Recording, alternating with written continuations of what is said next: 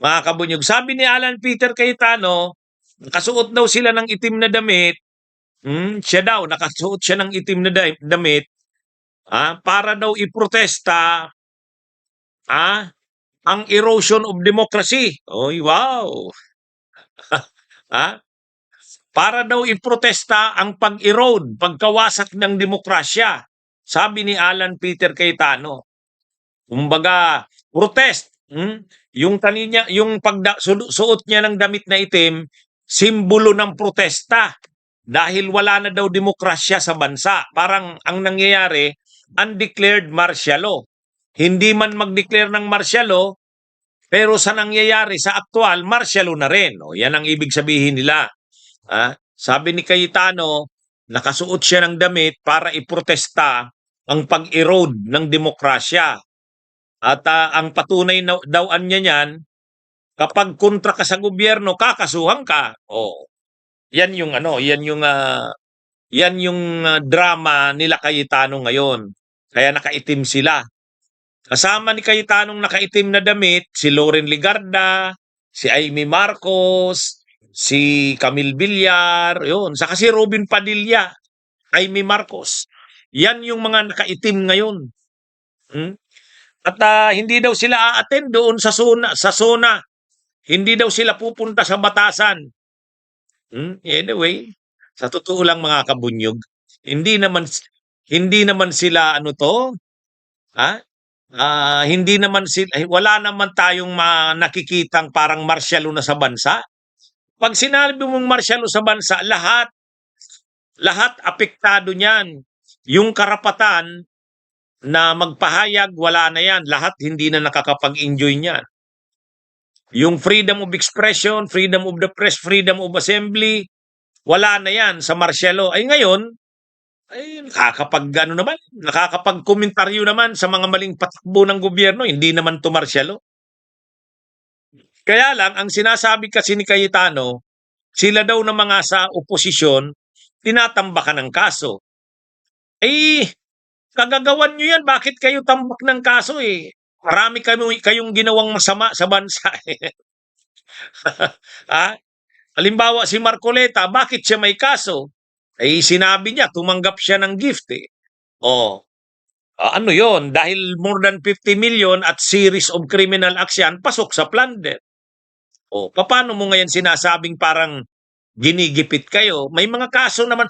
Ikaw, Alan Peter Cayetano, bakit ka kakasuhan? Sabi ni Senador Ping Lacson, maraming ghost project sa Taguig eh. Ibibigay na daw nila sa ombudsman yung mga mga ebidensya para makasuhan si Cayetano. Paano mo ngayon masasabing undeclared martial law yan? Mayroon namang mga ebidensya eh. Ngayon, isa pa. Ito mga kabunyog, mga kababayan. Sila Robin Padilla. Bakit may kaso si Robin Padilla, saka si Alan Peter Cayetano at saka si Mau Aplasca? Pinatakas nila si Bato de la Rosa eh, 'di ba?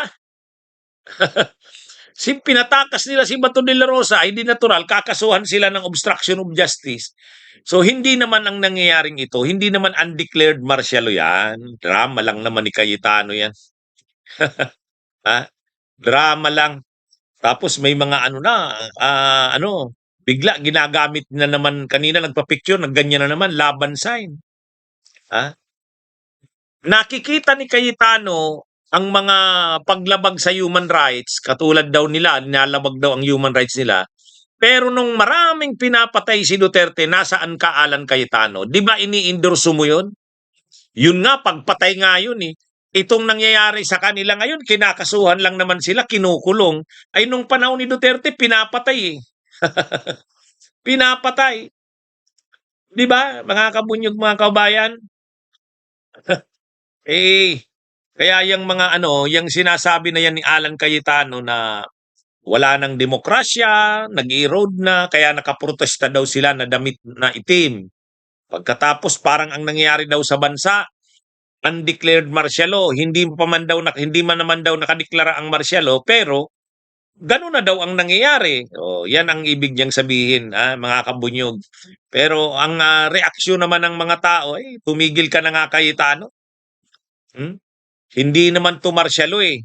Bakit ginigipit ba siya? Dahil sa kanyang dahil kalaban siya ng administrasyon, ginigipit siya? Hindi 'yon. Panahon ni dating diktadurang US Marcos, si Ferdinand Marcos Sr., talagang 'yon, pinadlak niya ang Senado, pinapadlak niya ang Senado, pinapadlak niya ang Kongreso, inaresto sila Ninoy, inaresto ah,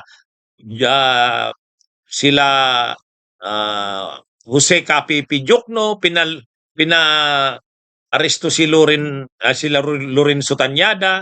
Yun ang mga nangyari nung panahon. Yun talaga yung martial law.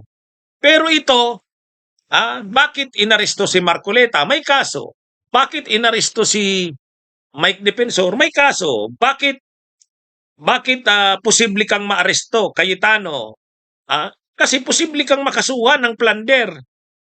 Sabi ni Lacson, may mga ebidensya siya eh. Kaya ano yon? Itong nangyayaring ito na kinakaharap ninyong mga kaso, hindi yan dahil sa martial law. Dahil yan sa may ginawa kayong krimen sa bayan. Di ba? Masyadong madrama itong anong ito eh. Itong sila Cayetano, may mga paitim-itim pang damit, sabi ng isang viewer natin. Hindi, attorney, itim talaga ang budhi ng mga yan. Itim daw talaga ang budhi ng ah, ano yan? Yan yung unang issue na sinasabi ni Alan Cayetano, undeclared martial law daw. Nag-erode na daw. Gumuho na ang demokrasya sa atin.